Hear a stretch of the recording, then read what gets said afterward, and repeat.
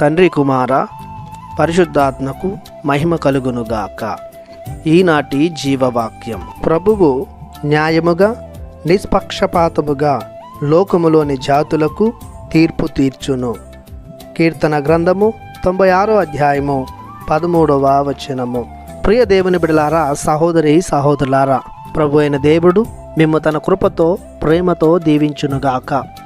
లోకములో ఎందెందు వెతికినా న్యాయవంతుడును నీతిమంతుడును పవిత్రుడును నిష్పక్షపాతముగా వ్యవహరించేవాడును కనిపించడు.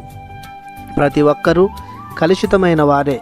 వారి హృదయాలు, మనసులు, ఆలోచనలు, చేష్టలు ప్రతి ఒక్కటి కలుషితమై ఉన్నవే. మంచి మనసు కలవారు, మంచిని చేయాలి అనుకునేవారు కనిపించరు. స్వార్థంతో, అసూయతో వ్యవహరిస్తుంటారు.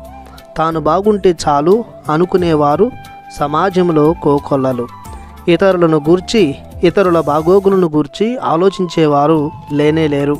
అది కాకుండా హాని చేసేవారు, హింస చేసేవారు రోజు రోజుకి పెరిగిపోతున్నారు. ప్రస్తుత కాలాన్ని గూర్చి ఆలోచిస్తున్నారే కానీ తమ మరణాంతరం ఏమి జరగబోతుందో అన్న దానిని గూర్చి శ్రద్ధ వహించేవారు చాలా తక్కువ. తమ ప్రస్తుత జీవితమే తమ తరువాతి జీవితాన్ని నిర్ణయిస్తుందని, దైవం ద్వారా తీర్పు తీర్చబడతారని గ్రహించలేకపోతున్నారు.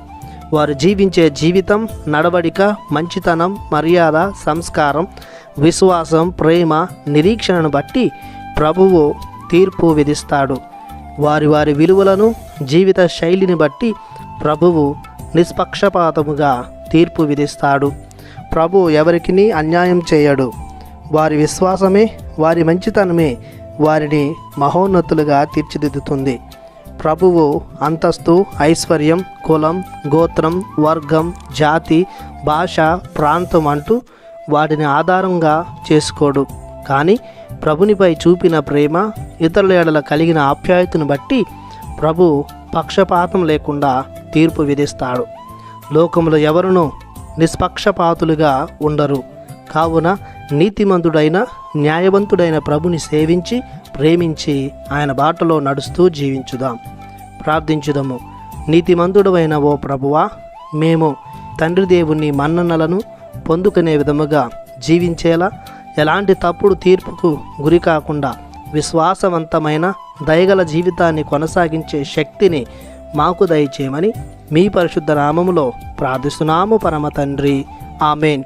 దేవుడు మిమ్ము దీవించునుగాక. ఆమెన్.